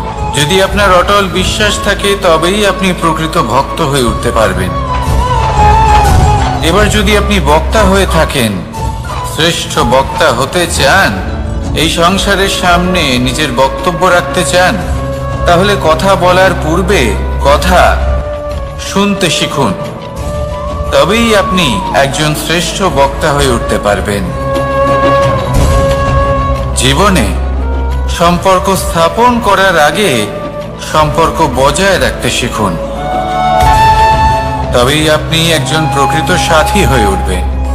জীবনে পরাজয় মানার পূর্বে বিজয়ী হওয়ার চেষ্টা কিভাবে করতে হয় সেটা শিখুন, তবেই আপনি একজন নিপুণ ব্যক্তি হয়ে উঠবেন। অন্তিম এবং সবথেকে গুরুত্বপূর্ণ কথা, জীবনে ভালোবাসা লাভ করার পূর্বে ভালোবাসা প্রদান করতে শিখুন, তবেই আপনি একজন প্রকৃত প্রেমী হয়ে উঠবেন। আসুন আমার সাথে ভালোবেসে বলুন, রাধা রাধা। এই সংসারের সবথেকে বড় যুদ্ধ কোনটা? দেবাসুরের যুদ্ধ, যা অনেক বছর ধরে চলেছিল, নাকি রাম রাবণের যুদ্ধ, নাকি মহাভারত? না, সংসারের সবথেকে বড় যুদ্ধ হলো সেইটা যা নিজের সাথে লড়া হয়, নিজের মনের সাথে লড়া হয়, নিজের অন্তরের সাথে লড়া হয়। এটাই সব থেকে বড় যুদ্ধ। এবার নিজেই দেখুন আপনার সব থেকে বড় শত্রুকে। আপনার স্বার্থ, আপনার কামনাগুলি, আপনার অহংকারগুলি, যা আপনাকেই নষ্ট করে দেয়। যদি এদের ওপর আপনি বিজয় লাভ করতে পারেন, তাহলে ধরে নিন এই সংসারে সবার উপরে আপনি বিজয় লাভ করতে পারবেন। এই সংসারে কেউ আপনাকে পরাজিত করতে পারবে না। কিন্তু তার জন্য প্রয়োজন অনুভূতির। অনুভূতি ভালোবাসার, অনুভূতি অনুপ্রেরণার। যে ব্যক্তি ভালোবাসতে পারেন এবং প্রেরণা দিতে পারেন, তিনি চিরকাল জয় লাভ করতে পারেন। নিজের কাছে ভালোবাসার এক অস্ত্র রাখুন আর প্রেরণার এক ঢাল। জীবনে কেউ আপনাকে পরাজিত করতে পারবে না। আসুন আর আমার সাথে ভালোবেসে বলুন, রাধা রাধা। সৌন্দর্য। মানুষ নিজের সৌন্দর্যের বিষয়ে কতটা ভাবে, চায় যে সে সব থেকে বেশি রূপবান হবে, সব থেকে বেশি সুন্দর হবে। কিন্তু সৌন্দর্যের পরিভাষা কি তা কি সে জানে? কোনো মাকে জিজ্ঞেস করুন, ওনার জন্য সৌন্দর্যের পরিভাষা ওনার সন্তান। কোনো ভক্তকে জিজ্ঞেস করুন, ওনার জন্য সৌন্দর্যের পরিভাষা ওনার ভগবান। শ্রীরামকে জিজ্ঞেস করুন, ওনার জন্য সৌন্দর্যের পরিভাষা হল হনুমান। ভাঙা হানু, ফুলে যাওয়া মুখ, দেখতে গেলে উনি বানর, লম্বা লেজ, এত নিরীহ যে ওনাকে অমূল্য মালা দিলে সেটা ছিঁড়ে তার ভেতরে শ্রীরামকে খুঁজছিলেন। কিন্তু ওনার ভাবনা কত সুন্দর। উনি এটা বিশ্বাস করেন যে সংসারের যতই মূল্যবান জিনিস দিয়ে এই মালা তৈরি করা হোক না কেন, যদি এর মধ্যে শ্রীরাম না থাকেন, তাহলে এর মধ্যে কোনো অর্থ নেই। সৌন্দর্য রূপে নয়, ভাবনায় নিহিত থাকে। যদি আপনি সৌন্দর্য প্রাপ্ত করতে চান, তাহলে তা কর্মে নিয়ে আসুন, ভাবনায় এবং বিচারে নিয়ে আসুন। এই সৌন্দর্য আপনার সাথেই থাকবে। যদি আপনি সৌন্দর্যকে রূপের মধ্যে খোঁজেন, তাহলে কিছুক্ষণের জন্য পাবেন। সেই সৌন্দর্য সময়ের সাথে হারিয়ে যাবে। সৌন্দর্য যদি পেতে চান, খুঁজতেই চান, তাহলে হৃদয় খুঁজুন, কর্মে খুঁজুন। মন প্রসন্ন হয়ে বলবে, রাধা রাধা। এই সংসারে মানুষ জন্মগ্রহণ করেন, বড় হতে থাকেন, পুরুষার্থ লাভ করেন, অর্জন করেন। অর্জন করা আসলে কি? বেশিরভাগ মানুষ বলেন অর্জন করা অর্থাৎ ধন সম্পত্তি অর্জন করা। আর কি অর্জন করা যায়? আর কি লাভ করা যায়? আসল প্রশ্ন হলো এটাই যে কি এমন আছে যা বাস্তব রূপে অর্জন করার যোগ্য। তা হলো ব্যবহার, জ্ঞান এবং সন্তোষ। কেন? কারণ আপনি যখন এই সংসার ছেড়ে চলে যাবেন, তখন আপনার ধন সম্পত্তি আপনাকে বিদায় জানাতে আসবে না। আপনাকে বিদায় জানাতে আসবে আপনার আপনজন, যাদের সাথে আপনার সুসম্পর্ক ছিল। সমগ্র সংসারে সহস্র মানুষ ধন অর্জন করে থাকেন। শ্রেষ্ঠ মানুষ হলেন তিনি, যিনি ব্যবহার, জ্ঞান এবং সন্তোষ অর্জন করে থাকেন, একে সকলের মধ্যে বিতরণ করেন। তাই এটাই করুন আর আমার সাথে ভালোবেসে বলুন, রাধা রাধা। সেই কখন থেকে এই পুস্তকটিকে দেখছি, কিন্তু এর থেকে আমি কোনো জ্ঞান লাভ করতেই পারছি না। এবার আপনি বলবেন যে আজ কেমন বিচিত্র কথা বলছি আমি। যদি এই পুস্তক থেকে আমাকে জ্ঞান লাভ করতে হয়, তাহলে শুধুই তাকিয়ে থাকলে হবে না। আমাকে এই পুস্তককে খুলতে হবে, পড়তে হবে, তাকে বুঝতে হবে, তবেই তো জ্ঞান প্রাপ্তি হবে। বড়ই সহজ একটা ব্যাপার, কিন্তু একে যাপন করা অত্যন্ত কঠিন। তাই না? আপনি নিজেকেই দেখে নিন। আপনার কাছে অনেক জ্ঞান রয়েছে। সহজ থেকে সহজতর জ্ঞানের কথা যদি বলি, আপনি এটুকু তো জানেন যে সত্যি কথা বলা ভালো কাজ, দান করা হলো পুণ্যের কাজ। আপনি জানেন যে পরিশ্রম করলে সাফল্য আসবে। এই জ্ঞান তো আমাদের কাছে রয়েছে, এমন অনেক জ্ঞান আমাদের কাছে রয়েছে, কিন্তু আলস্যের কারণে, অবহেলা করে আমরা শুধু এই জ্ঞান প্রয়োগ করতে পারি না, এই জ্ঞান যাপন করতে পারি না, একে আচরণে প্রয়োগ করতে পারি না, সেই জন্য দুঃখী হয়ে যাই। তাই আপনার কাছে যা যা জ্ঞান আছে, যা যা জ্ঞান আপনি লাভ করেছেন, সেই জ্ঞান যাপন করা শুরু করুন, জীবনে প্রয়োগ করতে শুরু করুন। এই মন প্রত্যেকটি মুহূর্তে প্রসন্ন থাকবে, আর লক্ষ্য প্রাপ্ত করে এই মন বলবে, রাধা রাধা। একটা জলের ফোঁটাকে ফোঁটা নামে সম্বোধন করা হয়। অনেক ফোঁটা একত্রিত হলে সাগরের রূপ ধারণ করে। শুধু একটা পাতাকে পাতা বলা হয়, অন্য অনেক পাতার সাথে একত্রিত হলে তা গ্রন্থের রূপ ধারণ করে। একটা মাত্র সুতো অন্য সুতোর সাথে মিলিত হলে বস্ত্রের রূপ ধারণ করে। অনেক সংখ্যক ইট একত্রিত হলে মহলের রূপ ধারণ করে। সৈন্যরা একত্রিত হলে সৈন্যদল তৈরি হতে পারে। এটা হলো শক্তি সংগঠনের, এটাই হলো শক্তি একতার। তা সে বনস্পতি হোক বা কোনো ব্যক্তি হোক, কোনো মনোভাবই হোক, যদি একা থাকে তাহলে দুর্বল হয়ে পড়বে। যদি সংগঠিত থাকে তাহলে শক্তিও বাড়বে আর আপনাকে সামনে এগিয়েও নিয়ে যাবে। তাই এই একতায় বিশ্বাস রাখুন আর আমার সাথে ভালোবেসে বলুন, রাধা রাধা। এমন কিছু রয়েছে মানুষের মনে, তাদের জীবনে এমন এক আবেগ যা সর্বজন বিদিত, যা সবাই জানেন যে উপস্থিত আছে, সেটাকে আমরা সমস্যা বলে থাকি। এমনিতে আমরা সকলেই জানি যে এমন কোনো গৃহ নেই যেখানে মৃত্যুর ছায়া পড়েনি, এমন কোনো বৃক্ষ নেই যার দ্বারা ওষুধ তৈরি সম্ভব নয়, এমন কোনো অন্ন নেই যা সময়ের সাথে বিষ বা অমৃতে পরিণত হতে পারে। এবার এই সমস্যাগুলি কোনো ব্যক্তির জন্য সমস্যা হতে পারে, কিন্তু নিজে থেকে এরা কোনো সমস্যাই নয়। এরা আসে আমাদের সাহায্য করতে, আমাদের কিছু শেখাতে। আপনি নিজেই দেখুন, পর্বতের শিখর থেকে কোনো এক পাখি পড়ে গিয়ে নিজের প্রাণ ত্যাগ করলো। সেটা কখন সম্ভব?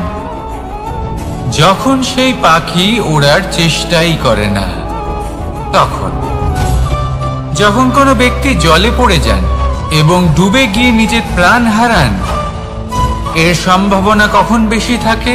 যখন সেই ব্যক্তি সাঁতার কাটার চেষ্টাই করেন না।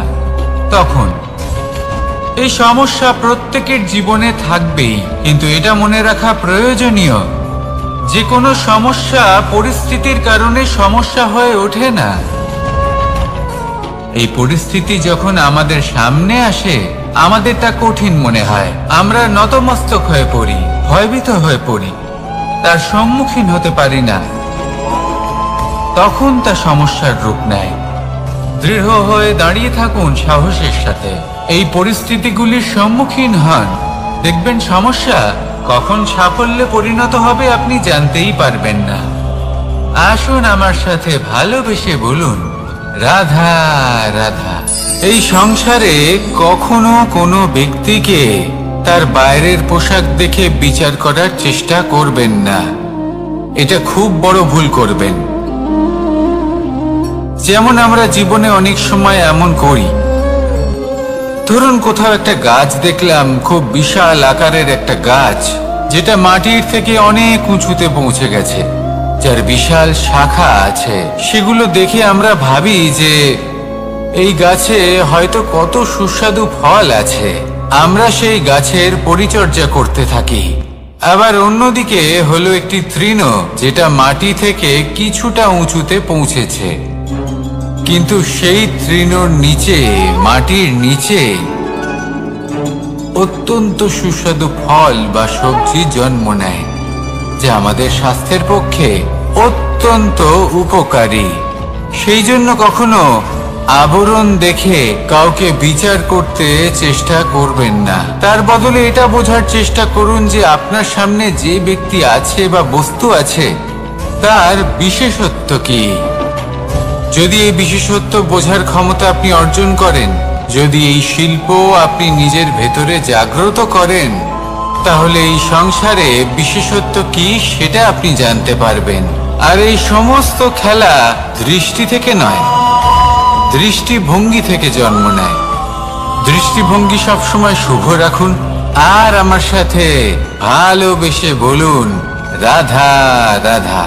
যখন মানুষের মৃত্যু হয় তখন কি হয়? অনেক সংখ্যক মানুষ শোক পালন করতে চলে আসেন।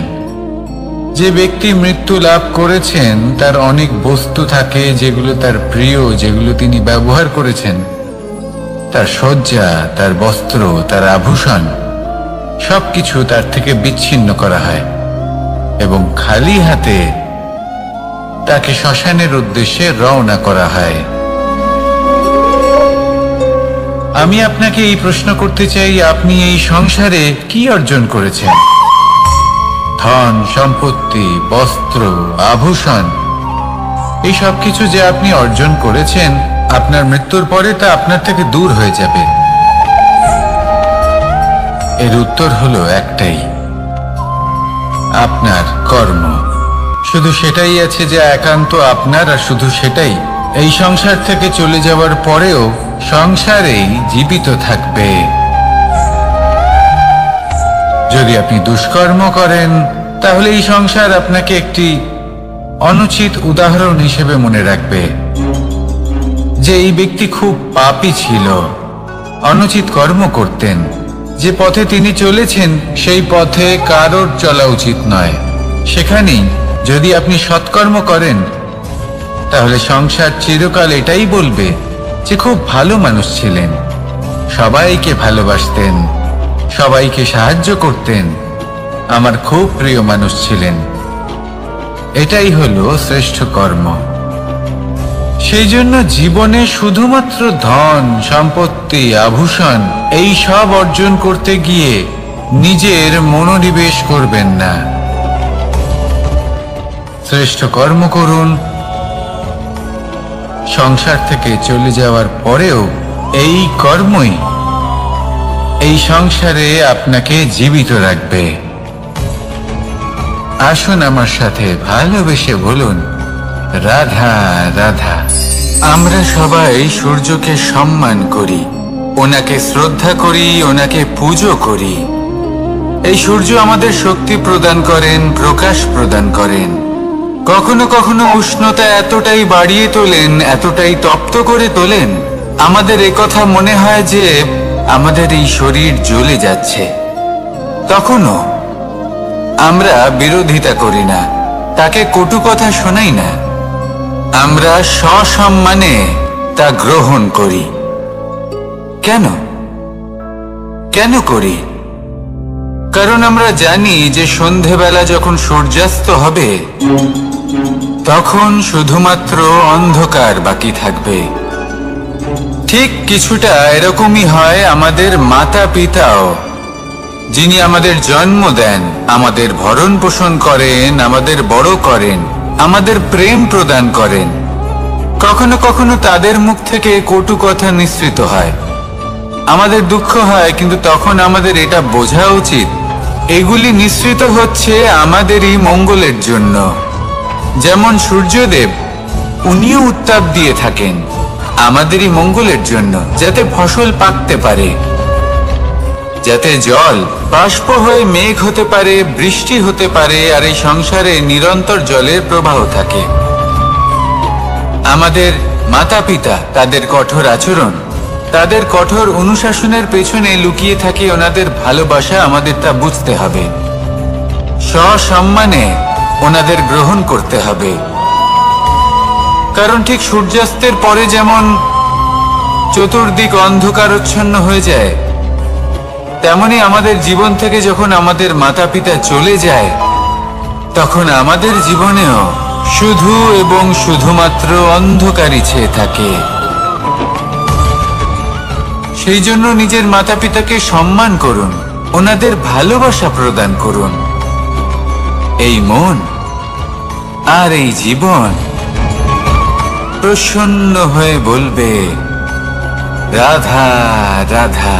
কিছু মানুষ বলেন যে নিরন্তর কাজ করলে, পুরুষার্থ পালন করলে এই জীবন বদলে ফেলা সম্ভব।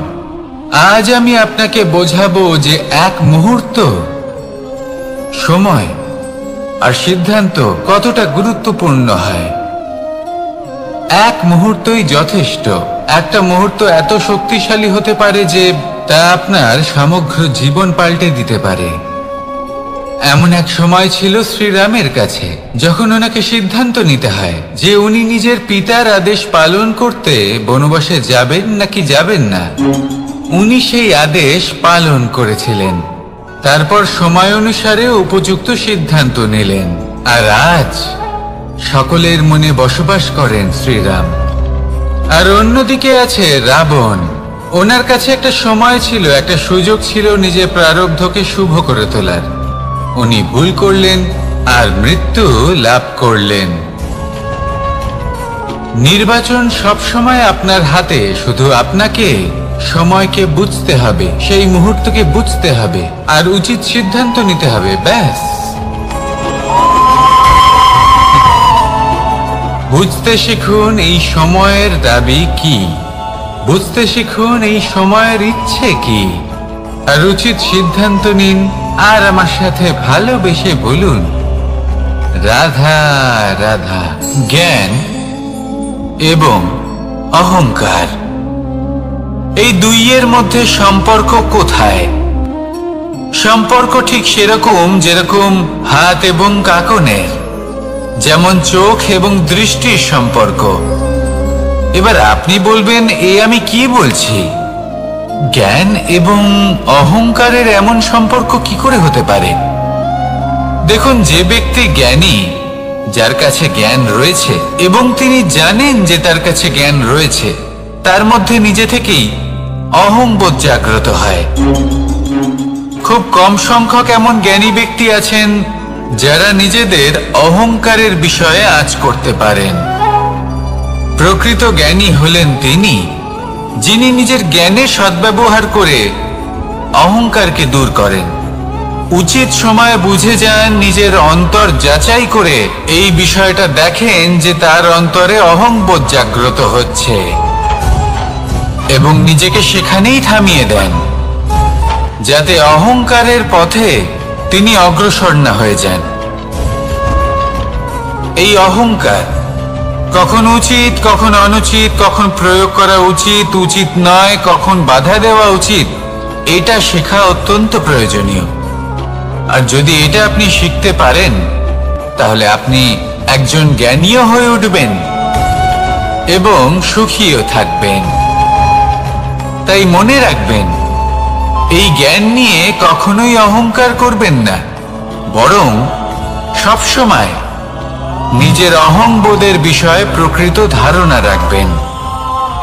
আসুন আমার সাথে ভালোবেসে বলুন, রাধা রাধা। আমাদের জীবনে 7 ধরনের সুখ আছে, আর সেগুলো লাভ করার জন্য আমরা অত্যন্ত প্রচেষ্টা করি। কিন্তু কোনো প্রচেষ্টা করার পূর্বে তা কিভাবে করব সেটা বোঝা খুব প্রয়োজন, আর সেখানেই আমরা ভুল করে থাকি। যে কাজটা আমাদের পরে করা উচিত, সেটাই আমরা আগে করে বসি। আপনাকে স্পষ্ট করে বোঝাই, প্রত্যেক সুখের সাথে 2টি ক্রিয়া জড়িত থাকে। এবার যখন আমরা ধনের কথা বলি, তখনও 2টি ক্রিয়া জুড়ে থাকে। প্রথম ক্রিয়া হলো ধন অর্জন করা, দ্বিতীয় ক্রিয়া হলো ধনের ব্যবহার করা। আর জীবনে ধনের ব্যবহার করার পূর্বে ধন কিভাবে অর্জন করতে হয় তা শেখা অত্যন্ত প্রয়োজনীয়। আমরা মন্দিরে যাই, ভগবানের আরাধনা করি, তার জন্য পুজো করি, ওনাকে প্রসন্ন করতে চাই। কিন্তু তার আগে ভগবানের ওপর আস্থা রাখা প্রয়োজনীয়। যদি আপনার অটল বিশ্বাস থাকে তবেই আপনি প্রকৃত ভক্ত হয়ে উঠতে পারবেন। এবার যদি আপনি বক্তা হয়ে থাকেন, শ্রেষ্ঠ বক্তা হতে চান, এই সংসারের সামনে নিজের বক্তব্য রাখতে চান, তাহলে কথা বলার পূর্বে কথা শুনতে শিখুন। তবেই আপনি একজন শ্রেষ্ঠ বক্তা হয়ে উঠতে পারবেন। জীবনে সম্পর্ক স্থাপন করার আগে সম্পর্ক বজায় রাখতে শিখুন। তবেই আপনি একজন প্রকৃত সাথী হয়ে উঠবেন। জীবনে পরাজয় মানার পূর্বে বিজয়ী হওয়ার চেষ্টা কিভাবে করতে হয় সেটা শিখুন। তবেই আপনি একজন নিপুণ ব্যক্তি হয়ে উঠবেন। অন্তিম এবং সবথেকে গুরুত্বপূর্ণ কথা, জীবনে ভালোবাসা লাভ করার পূর্বে ভালোবাসা প্রদান করতে শিখুন। তবেই আপনি একজন প্রকৃত প্রেমী হয়ে উঠবেন। আসুন আমার সাথে ভালোবেসে বলুন, রাধা রাধা।